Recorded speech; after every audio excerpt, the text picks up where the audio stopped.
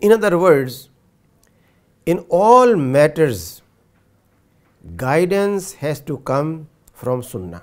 For that we find that Quran in this ayah in front of you from Surah Al-A'raf tells us that the Prophet, peace be upon him, makes legal matters easy and simple for us. The wordings are very clear that he releases from burden, that he declares what is right and wrong, that he is the person who has to be approached for finding out what is legitimate and what is not legitimate.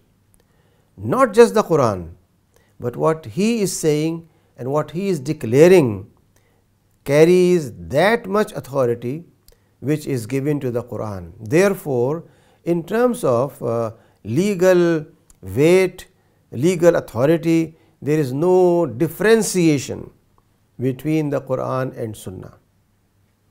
We know very well that for 15 centuries we are praying in the way Prophet prayed.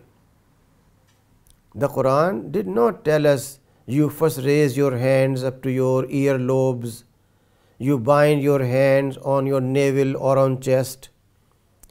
Did not say that when you want to make ruku, where do you put your hands, hanging or holding your knees.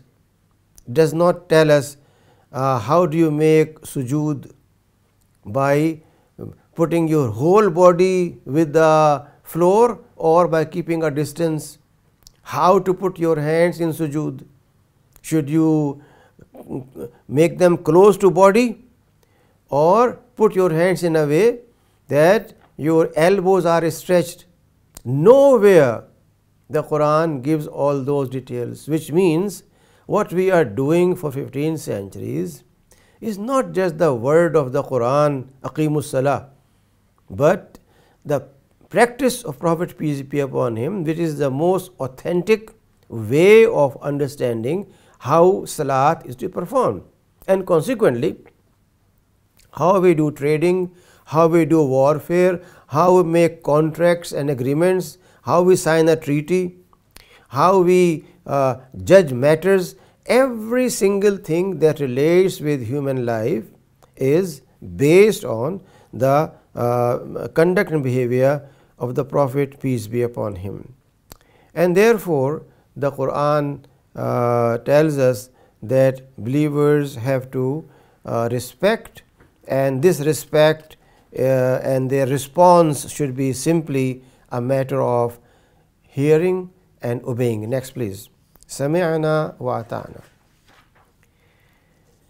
Having said that, the Quran goes a step further and tells us that those who say that the Quran is supreme for us, Allah is enough for us, we can get everything from the Quran, such persons exist in all ages. But the Quran says, if you claim that you recognize the Quran, recognize Allah, and you love Allah, then what should you do? قُلْ إِن كُنتُمْ تُحِبُّونَ اللَّهَ فَاتَّبِعُونِي. Then you have to obey the Prophet. It's not just a matter of hearing, but it's a matter of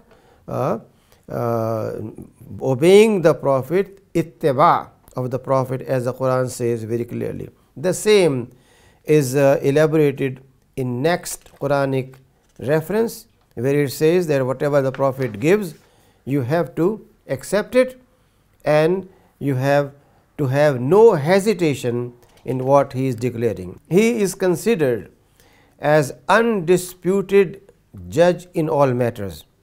So the Quran says you cannot be a believer unless you accept what Prophet declares without any hesitation, reservation.